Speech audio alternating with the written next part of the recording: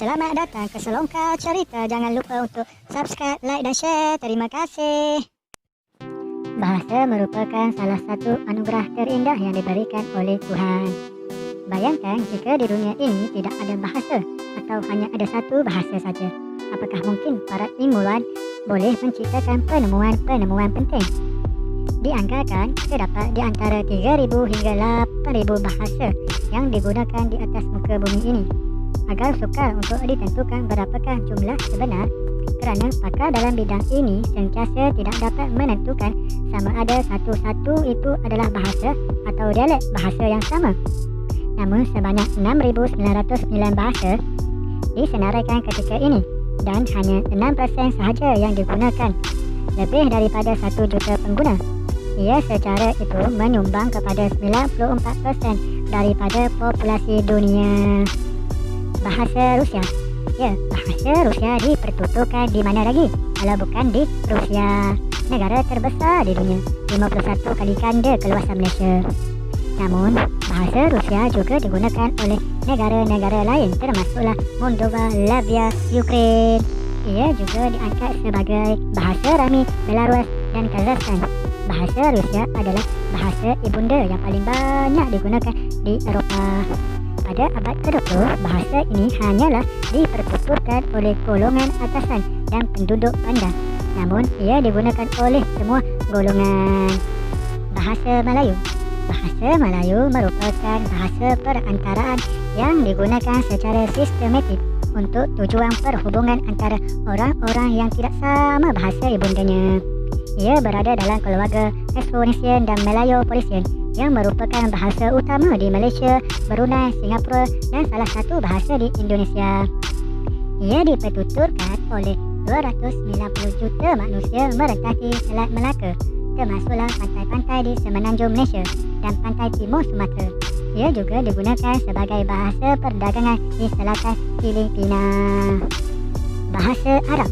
Ya, bahasa Arab adalah bahasa Semitik Tengah yang muncul apabila zaman besi di barat Laut Arab yang kini menjadi bahasa perantaraan bagi tanah Arab. Ia dinamakan bersepena orang Arab, terma yang digunakan untuk menggambarkan populasi yang tinggal dari Mesopotamia di timur ke barat dan semenanjung Sinai. Ia juga merupakan bahasa Quran dan rasmi agama Islam. Bahasa penulisan Arab moden diperolehi daripada bahasa Arab klasik. Kedua-dua jenis bahasa Arab rasmi digabungkan sebagai bahasa Arab sastra. Adalah bahasa rasmi bagi 26 negara iaitu Algeria, Bahrain, Comoros, Arab, Djibouti, Mesir, Iraq, Israel, Jordan, Kuwait, Lebanon, Libya, Yaman dan lain-lain lagi. Bahasa Sepanyol. Bahasa yang digunakan oleh 527 penduduk di dunia ini berasal daripada keluarga Indo-European dan Romani. 75% daripada bahasa Sepanyol diperolehi daripada Latin dan sebahagian bahasa Indo-Romani. Ia merupakan bahasa rasmi ke-6 bagi Pertubuhan Bahasa-Bahasa Bersatu dan juga bahasa rasmi Kesatuan Eropah, Kesatuan Negara-Negara Amerika Selatan, negara Caribbean dan banyak organisasi lagi.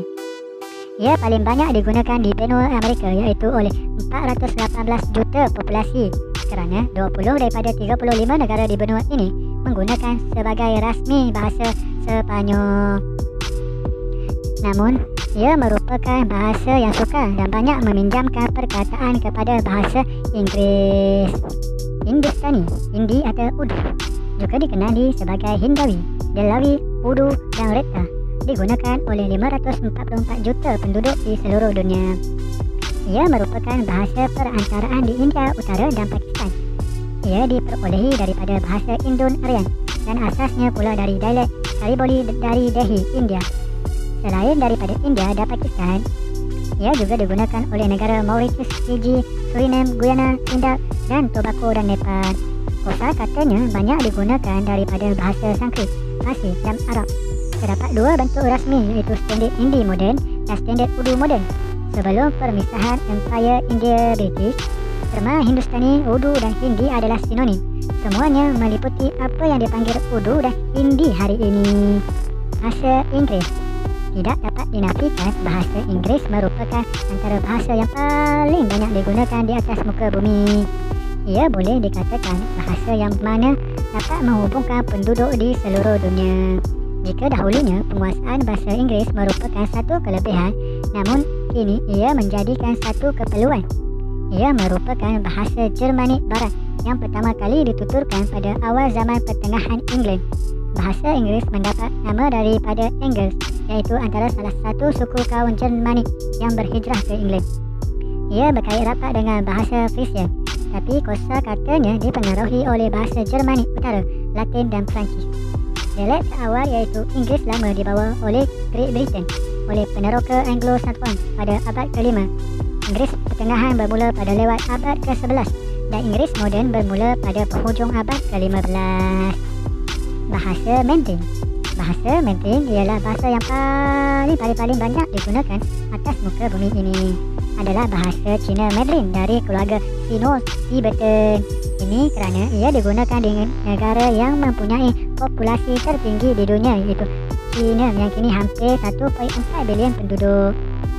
Mandarin adalah dialek yang paling banyak digunakan di antara 10 dialek bahasa Cina, yang mana dipertuturkan oleh 70% daripada orang Cina dari Yunan sehingga ke barat daya Yunan, ke barat laut Yangtze hingga ke timur laut Kut. Ia juga merupakan bahasa yang paling sukar untuk dipelajari kerana mempunyai tona yang sangat rumit. Mandarin diangkat sebagai bahasa lisan rasmi bagi China, Taiwan dan salah satu bahasa rasmi Singapura.